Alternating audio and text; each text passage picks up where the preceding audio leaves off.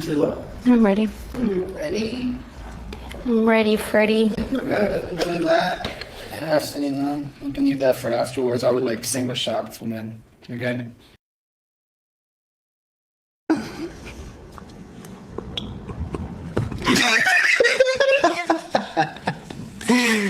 Are you ready to be your first? And welcome to Jackass. This is your first stuff. This is your first time hosting. Is it for you? Well, I never thought I'd be here, holding this position, but here I am. It's a very valuable position. Yeah. Okay. Are you ready? Are you ready? Are you? I think so. I don't know. I gave you what, like 30, 45 questions? Yeah. Yeah, like 45 questions. Damn, that's a shit ton of questions. That's a lot of questions. Okay. You ready? Oh, shit. That's just stupid. Oh my God. Okay. We can, I want to put something on there, but I don't want to put something distracting. Oh, you ready?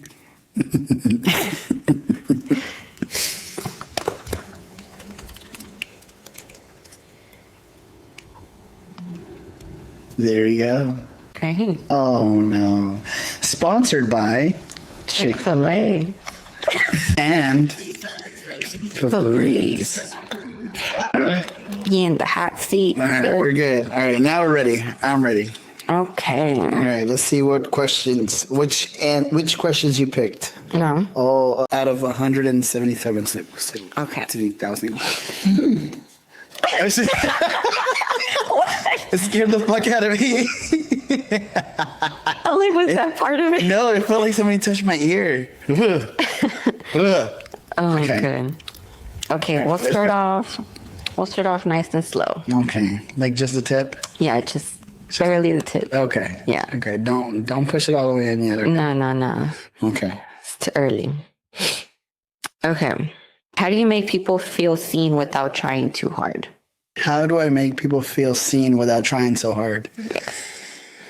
Oof. I think that for me, making people feel seen is like being able to listen, right? So like if I had a consultation, like for example today, hanging with Shakira, and she came in, did the tour, did the thing, and we got to the workout. And I think just asking the right questions that like a lot of people haven't probably asked in like a long time, usually is best for how I can make someone feel seen, because nobody's ever asked those like tough questions or deeper questions.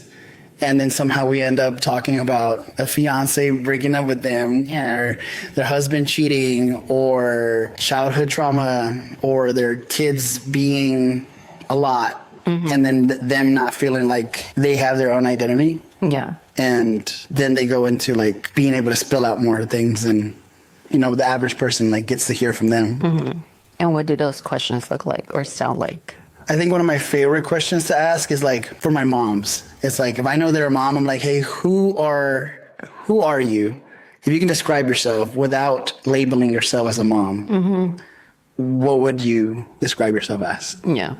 And a lot of times it's like they feel like they have no identity, and it's almost like they don't know who they are. Yeah. So then being able to pick at certain things like that, I think that's usually like being able to get their authentic self out. But Good. was that up to par, Ms. Newman? Yes, it was there. Let's see, on to the next one. Things like touching my neck. What does being you actually look like inside your business? I think over the years, I've learned that I was trying to be like this professional. It's like, you grew up thinking like you got to be professional with everything. And yes, there is like a sense of professionalism that you have to, do, to run your business smoothly and effectively so that people can respect you. Yeah. But I think being able to be my raw and like funny and authentic, like no filter self feels like the best me in business. It's like, I'm not for everyone, but I am for a lot of people. Yeah. And so being able to just be myself makes it easier for me to weed out the people that don't belong. Yeah. In my circle. You would say that they eventually just fall off. yeah on their own. I mean, you've seen it. Yeah. People literally just trickle out. Like they'll show one thing who they say they are. Yeah. Or pressure comes to show, or like we put a little bit of pressure into them, or keep them accountable, or hold up some policies, something as simple as that, and it's like, oh, boom, ghost bell. Yeah. I'm gone. All of a Fuck sudden, Jesus. Yeah, all of a sudden, you're the bad guy. Yes, all of a sudden I'm the bad guy Yeah. for making sure that I'm okay, and I'm still like abiding by like my policies, my business, like myself, and like holding them to a standard. Yeah. Yeah. Good. I'm like, what would you say is the craziest thing you've said while being in coach mode? What's the craziest thing I've said to being in coach mode? Stop being a little bitch. You've heard it before. I'm like, that's definitely engraved in. It's like drilled in there. Like you'll hear like certain things that I've said to you, or like even if you're not there training, or like you'll hear it while you're working out. Yeah. Like stop being a little bitch. Get your head out of your ass. Yeah. What are some other good ones? I want to say this is a rough one, but it's just very easy to catch on to, like last said, best said. Oh yeah, last said, best said. Yeah, it's like so like typical, but it's like, but it's still like part of us. It's a good little start to doing that last set of like, okay, it's just the last one. Yeah. Yeah. Let's see. Oh, we already kind of answered this one. Why is having a sense of humor important as a coach? Oh, why is having a sense of humor important? It's to a coach. I think it just leads to like personality. Yeah. Like I feel like we all attract. Well, for sure. Like I attract some fucking goofballs. Like somehow or some shape or form, like you've seen it at firsthand. Like my people are like fucking hilarious. Very much. Like this is just out of pocket shit. Yeah. That we'll say like in the table or like at a meet or anywhere. Yeah. And we're like those people. We're like people are looking back and they're like, shut the fuck up. But like they're saying it with their face. But we're like, fuck you, we don't care. Yeah. Yeah. Like now we are those people. Yeah. Like I'm like, Yeah. Before I would judge really hard. Yeah. Like, why are you being so loud?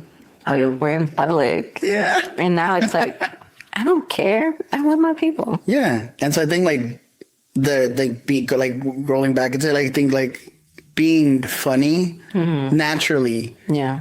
it's almost like a sense of it makes people feel good. It also makes people feel safe. Yeah. It makes people feel like, oh, this person's personable. And for me, I feel like I'm very personable, but I'm also like really funny in the aspect of like I don't give a shit. And it might that joke might go one way, Yeah. or it might go the other way. And it's gone both sides, or somebody felt offended, and I'm like, you could have just fucking said like, oh, I felt some type of way, and we could have easily fixed it. You know, my bad. Has there ever been a time that it's happened like right there in the moment, like after you said the salesperson policy, yeah, and they didn't really agree with it or they didn't understand? I think maybe like once or twice, and like all initiated, like I can tell that they felt like, oh, this was like out of pocket, and I'm like, hey, did that joke kind of sit like a little weird? Yeah. And they'll be like, yeah, and I'm like, my bad, Yeah. my bad, and then you know I can like that also gives me a little bit of like kind of how much they can take, I guess, of like funniness, because some people don't grow up like how we did, very verbally abused. Yes. Yes. Even though, of course, we didn't know it at the time or didn't feel like it. Yeah, But looking back now, it's like, okay, you're like, this is exactly why I am the way that I am. Or, you know, attempt to speak like a lot of the times. But yeah. and then getting your shit like just hurt as a kid, and you're like, why'd you call me those words? I'm like, but now it's funny, right? Yeah, now it's hilarious. Let's see. Okay. What's more important, getting people results or helping them keep them? Oh, helping them keep them for sure. Like I think I've been like a huge advocate of like, I don't like putting a timeline to something. Because like, you know, I guess like the typical trainer would be like, oh, we'll do 3 months of training, right? Like that package deal that everybody fucking has. And I've never liked that package because it's like, okay, once we get you there, right? Let's say we get you in the best shape or whatever shape we get you to. And you just go back to like the same old shit. Yeah. Like bad habits, bad eating, terrible sleep, mental aspect is just like completely out of range.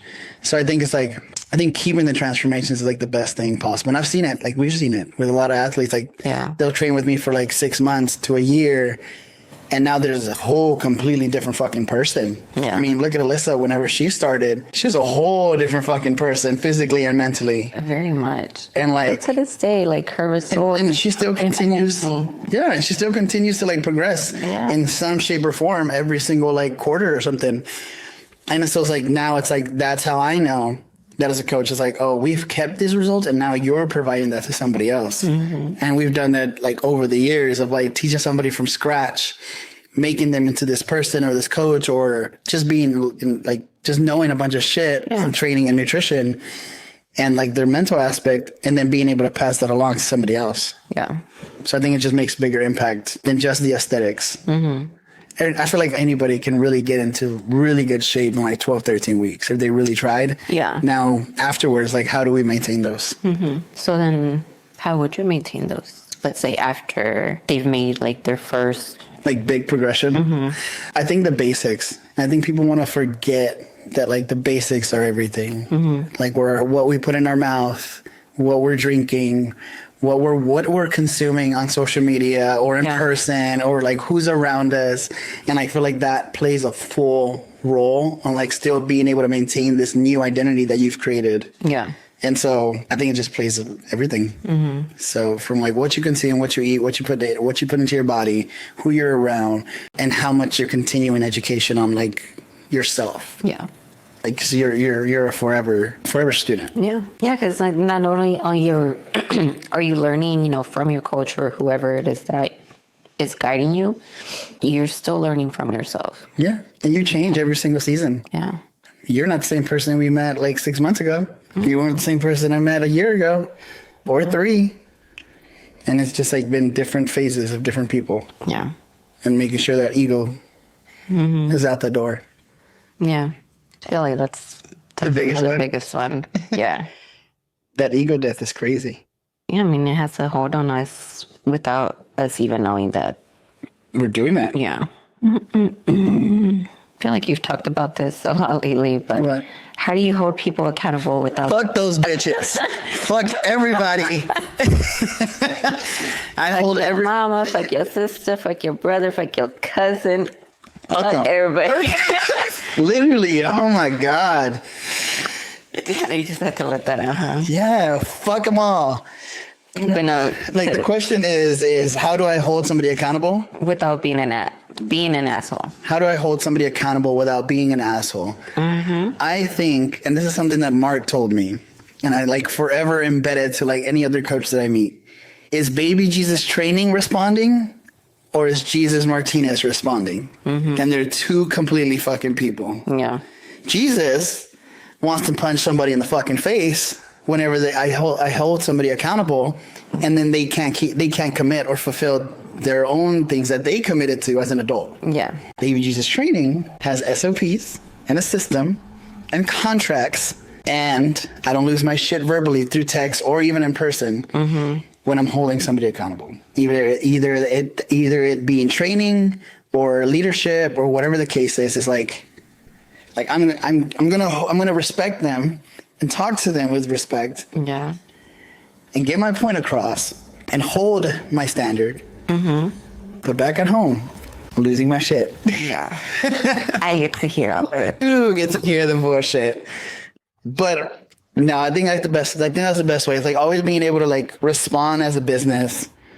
Yeah. And hold, make sure that all your system and standards are up to like par. Yeah. So that you can be able to hold someone accountable legally and ethically, so that nobody bullshits you, which people will always do that. Yeah. I mean, we've seen it this past fucking year and the years, and people will be people. Yeah.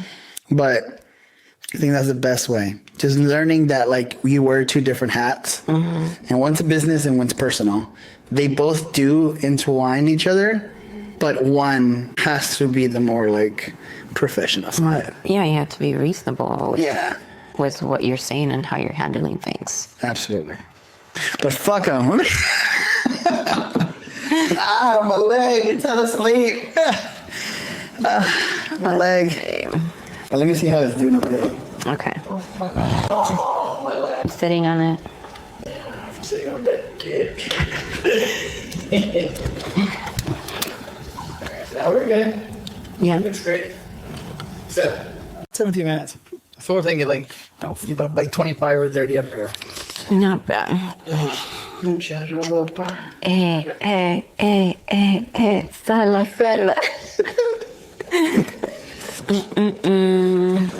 Oh, stop touching me, Leaf. Let's see. You got a good one? I kind of want to ask 2 and 1. You okay with that? Yep. Okay, so the first one is, how do you manage your money as a coach, especially when income isn't stable? Oh, okay. And then connecting to it is, what's one financial mistake you made early on that changed how you operate now? Okay. So how do I manage my money as a personal trainer When income isn't stable. when income is not stable? The best way that I manage my money when income has not been stable has honestly been savings. Savings and credit cards. I think like the first like time that when I invested at Self-Made, the first time going into it, I think I put the first 3 payments on a credit card because I couldn't afford it. Like I didn't have the money for it. But I know that if I knew that if I had at least put away, at least try to like use this credit for training, that it would come back tenfold. And I think that was like my best way of being able to like manage the money that I didn't have. Yeah. But I knew that I was going to get. But I also created a timeline for myself to like get my shit together, because if I didn't get these clients or I didn't make the money, then now I'm $3,500 short. Yeah. Oh my God. And There it goes. And so I think being able to put it on a credit card, make sure you pay it back, and then trusting yourself to get where you're going to get, and putting a timeline on yourself made it so much easier. Because then all I thought about was like, okay, I need to make $33 a day yeah. to make it. I can do that. And then I think the second question was, The second question was, what's one financial mistake you made early on that changed how you operate now? I think the biggest financial mistake that I've made early on that I learned from now, right, would be stop giving people so much free shit and stop, not free shit, I would say stop reducing my prices to get clients. I think that was like the biggest one. And now I live with a motto of like, it's either free and we barter, or full price. No discounts. Yeah.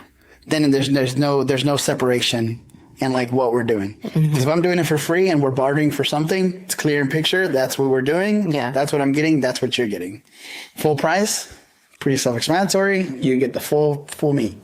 You get the full experience. I think, yeah. And I think like the biggest thing was like giving discounts. Stop giving discounts. Yeah. And fuck family. Stop training family, or don't reduce their prices for family. Family will be the last people to even invest into you. So don't even worry about your friends and family at the beginning. And if they really want to, then they'll pay full price. Yep. Or we barter. Yeah. So if you can cut hair, then I'll more than gladly do haircuts for training for free. Okay. Hell yeah. Yeah. Let's see. Okay. What does community actually mean to you? Community to me looks like, No, what does it mean to you? well, what does it mean? What does it actually mean to you? Community to me means a group of like-minded people who want to see each other win authentically. I think that's after years of building communities and putting it together and like having the community that I have, is that being able to put so many different shapes and forms of people from different backgrounds in one setting to be able to push themselves to be better in the gym and outside. And I think that's the best way. Like when everybody gives a shit about somebody in this like community or this tribe or this group, it's almost impossible for you to fail, because people, as much as people say they don't like people thrive on community. People thrive on other people. Yeah. Especially if you're around other people who are doing things that you want to be doing or have done things, it makes it so much easier for you to make it feel like you can accomplish whatever you need to accomplish. Yeah. Just because you're simply with somebody that, yeah, like you said, that's either already done it or is doing it. So it doesn't feel as foreign or scary to do it. for you to do it, because in a sense, you get that trust. Yeah. You know, because they already did it. And it doesn't feel unrealistic anymore. Yeah. Boom. Fat ass mic drop. Okay, let's go back to money. Let's see. Why do most trainers stay broke? Why do most trainers stay broke? The biggest reason most trainers stay broke is because they have shitty fucking systems. They want to take Zelle, Cash Out, Cash, whatever the case is, as payment. They have no boundaries. They have no contracts. They have no payment operating systems. They literally run everything under the table. So if you don't know what's coming in or what's coming out, you're literally chasing that first every single month to either make rent at the gym or your house. And then I think just like not really auditing yourself and making sure what you can do and what you're doing. Yeah. Because most people have a money spending problem, not a money earning problem. And so you put somebody through an audit through their own self finances. Like I've done this through like the DSD mentorship. Like that's our number one step is like a full audit of your whole life. And then they start looking at shit and they're like, oh fuck, I spent so much money doing the dumbest fucking shit. Yeah. And it's just like, how am I making this much, but like getting nothing out of it? Yeah. And so we'll have like trainers who like work like 20, 40 hours, 60-hour weeks, literally running themselves to the ground and have nothing to show for it. Yeah. So I think systems, being able to have a proper system from the beginning will make it so much easier to make more money because now you know what's coming in, what's coming out, what works, what doesn't. Yeah. And what you can keep recycling over and over to make it successful. I also feel like a lot of people, or like in the coaching world, they forget that it's still very much a business. It's not a side hustle. And if that's something that they want to do, then, you know, good, you do that, you know, then I guess at that point you can take Zelle, cash, whatever. But for the most part, like at the end of the day, it's still a business. I mean, just like about every gym we've gone to, the background that every owner has is pretty similar on how they started and how they were able to get to where they're at now. But yeah, I mean, it's still a business, yeah. And people forget that they just a one person that handles everything. Literally. It's like, I think trainers forget that they're literally the front lines before a doctor. And then a lot of them undervalue themselves, undersell themselves. Yeah. And then make other people make them feel like they're not that valuable. Yeah. When in fact they are. When it's like, oh, well, my doctor said this. Da, da, da, Yeah. da. And I'm like, your doctor, he's great. He went, like, he had his degree, but he only studied like one semester of kinesiology and like one semester of like nutrition. That's like, there's so many. There's some shit to it. Yeah. But I think that's the biggest thing. I think trainers just forget that they really make a huge fucking impact to so many people. And they're just undervaluing the fuck out of themselves. Yeah. Yeah. You said it best. Finn? No. Okay. A couple more. Go back to community real quick. What's one moment that made you realize you were building something bigger than yourself? One moment that I realized that made me feel like I was building something bigger than myself was, it's been so many times, honestly, because I'll like run myself back of like, oh, I'm not doing enough. And you've seen it. Like we'll do like these big, huge charity events. And then after I'm done, it's like, all right, what's next? Yeah. It's like I don't even get to really sit in it too long. So. Or what would you say is like the latest moment that you had that made you realize that again? I think it's like whenever people hit me up, like all my clients or past clients and current clients telling me like how much I've impacted their life. And you've seen the text messages sometimes and it's just like like I'll have like a shit start to the day. Yeah. Like complete shit ready with something and then like complete 360 like a couple hours later. Yeah. And somebody telling me like how much I changed their life or like without you I wouldn't have been able to get to where I was at, or just like these sprinkle of moments of like That make it all worth it. that make it all worth it. It's like, oh, damn, I really did that for you. Yeah. And I'm just like, I'm like my heart. It just And so even though like they took the time out of their day to send you that like big ass paragraph. yeah. And it's I think that's how Like I feel like I'm making impact. Mm-hmm. And then as well, like through the charity events, it makes me feel good. Yeah. It makes me feel good that like I'm able to give back to these organizations as much as they're doing, you know, with whatever they're running. Yeah. Yeah. That's a good one. Let's see. What do you want your clients and your peers to say about you when they talk about your impact? Or when I die. Sure.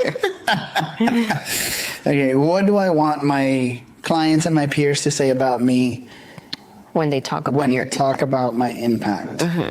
Chris Carl. Yeah, I don't know. I think that one for me is like, I don't know. I think I just want to be remembered and like,